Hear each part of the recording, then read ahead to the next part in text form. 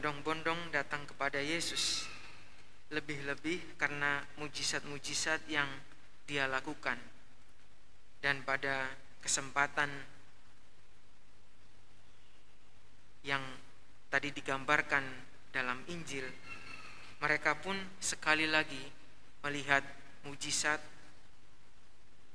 perbanyakan roti dan ikan yang dilakukan oleh Yesus. Dan ada 5.000 orang laki-laki, belum terhitung perempuan dan anak-anak. Dan ada 12 bakul penuh sisa dari apa yang sudah mereka makan. Sejenak naluri orang mungkin hanya akan banyak membicarakan tentang keheranan itu, mujizat itu. Dan itulah memang yang membawa mereka semua, orang banyak itu, datang kepada Yesus pertama-tama.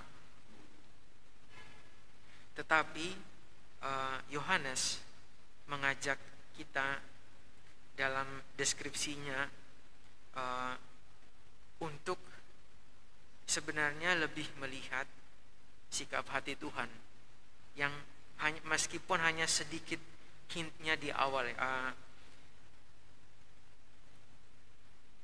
Dia hanya menyebut begini: ketika Yesus memandang sekelilingnya dan melihat bahwa orang banyak berbondong-bondong datang kepadanya, berkatalah ia kepada Filipus, "Di manakah kita akan membeli roti supaya mereka ini dapat makan?"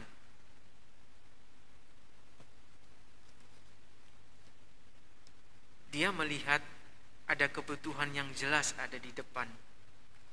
Melihat bahwa orang-orang ini yang datang dari jauh-jauh pasti lapar, pasti akan membutuhkan makan.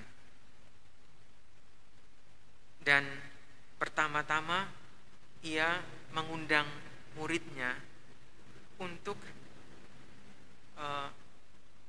punya sikap hati yang seperti dia punya. Dia tahu bahwa Filipus pasti tidak akan bisa, atau semua muridnya yang hari itu menemani dia tidak akan bisa memberi makan orang sebanyak itu. Dia sendiri tahu apa yang akan dia lakukan, tetapi dia mau mengajak murid-muridnya punya sikap hati seperti dia. Sisanya tentu dia yang akan melaksanakan. Undangan untuk tetap berbuat sesuatu.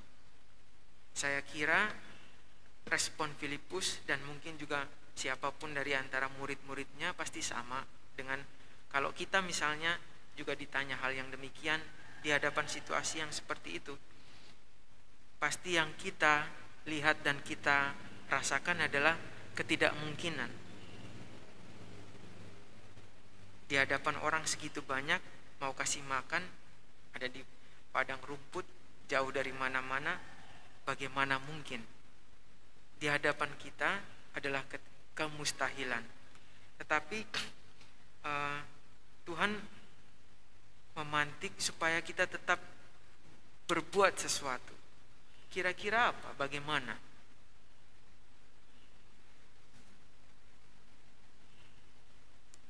Situasi-situasi kita sekarang ini adalah nyaris seperti situasi kemustahilan ya.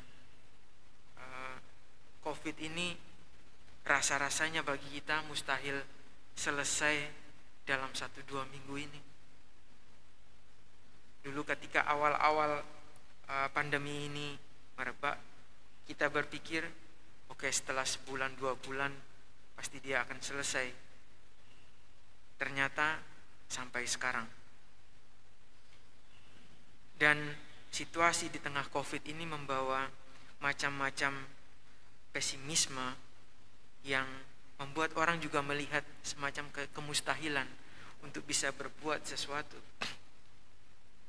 Ada satu gambaran menarik yang baik kalau saya bagikan sekarang. Belum lama terjadi dengan anak-anak OSIS kita, seminaris.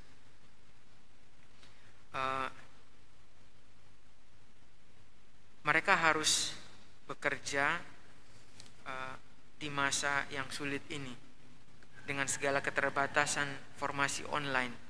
Lalu diundang untuk tetap bisa berbuat sesuatu. Mereka mungkin dalam situasi mereka melihat macam-macam kesulitan dan bahkan kemustahilan. Tapi sebagian dari mereka bahkan berpikir tidak mungkin kita dalam situasi sekarang ini misalnya berbuat sesuatu di luar seminari, yang cakupannya di luar seminari. Kita kayaknya hanya bisa memperhatikan kepentingan-kepentingan kita sendiri dulu. Tetapi ketika di-trigger untuk bisa berpikir bahwa mereka masih bisa berbuat sesuatu bahkan dalam situasi mereka yang serba sulit ini, dan bahkan di hadapan situasi kemustahilan itu, ternyata mereka punya banyak gagasan yang di luar dugaan. Bukan hanya mereka bisa berpikir tentang apa yang bisa dilakukan untuk komunitas mereka, tetapi juga yang kira-kira bisa dibuat bersama dengan orang-orang lain, siswa lain di luar seminari. Berpikir bahwa masih bisa berbuat sesuatu untuk orang lain, itu adalah undangan dari Tuhan pada para murid, meskipun mereka dan Tuhan juga sadar bahwa murid-murid melihat kemustahilan. Kita diundang membuka ruang-ruang itu, ruang-ruang pengharapan dan iman bagi orang-orang yang kita layani. Justru dalam situasi yang seperti sekarang ini, di situ peran kita sebenarnya yang paling besar. Dan Tuhan mengajak kita untuk